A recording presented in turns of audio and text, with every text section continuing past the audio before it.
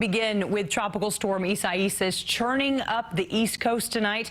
The storm skirted by Florida, but still unleashed heavy rain and strong winds. Isaias is expected to make landfall in the Carolinas tomorrow.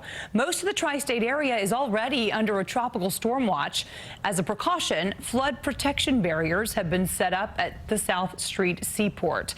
This is the first time this has been done, and the city's Office of Emergency Management says the perimeter will be extended all the way to Wall Street.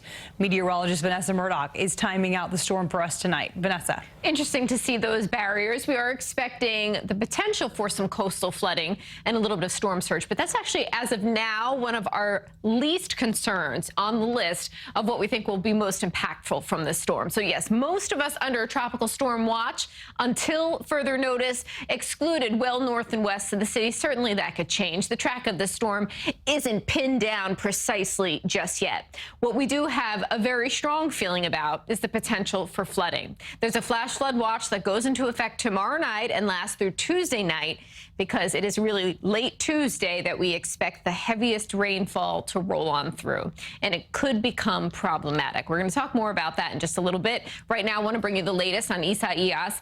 Winds right now sustained at 70 miles per hour. This is still a tropical storm. It is moving north-northwest at 9 miles per hour off the coast of Florida, and honestly, Florida hasn't seen a whole lot from this storm, but nonetheless, it's been a murky day there. As the storm makes its way generally north and then more northeasterly, we do expect landfall in the Carolinas by tomorrow afternoon and evening. So we'll keep an eye on that, but it will still be a tropical storm as it looks now. Closer to home, we zoom on in, show you the impacts, most likely late Tuesday, when the center of the storm is moving over the tri-state area. And this is bad timing, and this brings us back to those flood barriers, because high tide is really between the hours of 8 and 10 p.m. So certainly we could get a little bit of storm surge flooding at this point in time, but we don't expect it to be major flooding from this storm. What we do expect is certainly that torrential rainfall, 2 up to 6 inches possible, tropical storm force winds gusting 50 to 60, high surf, dangerous rip currents,